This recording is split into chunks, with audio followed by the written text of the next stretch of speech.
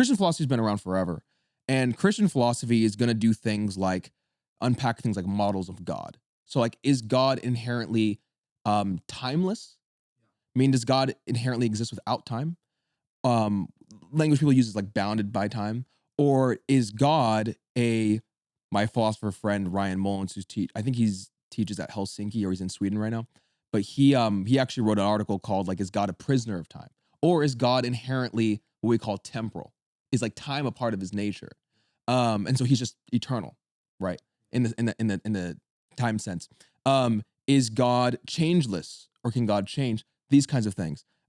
Christian philosophy is going to go over what is the nature of God's love. We're going to discuss things. What's God's relationship to time, right? How's section work? Like all these different things. Why does God create at all? The problem of creation. These are things that we discuss within philosophy, specifically models of God.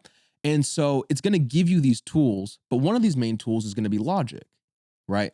And logic is going to help you be able to identify what we call like a valid inference versus an invalid inference. And it's basically like, when are you following the rules of reasoning and when are you not following the rules of reasoning? And so I discovered that this whole entire thing existed, and I discovered that there was something called natural theology. And I was like, it blew my mind. And natural theology is simply using reason to arrive at the belief that God exists. So we can look at nature and we can conclude that God exists. And so these arguments are called like the cosmological argument, the ontological argument, the design argument, all these Like different Romans things. 1. Yeah, 100%. Yeah.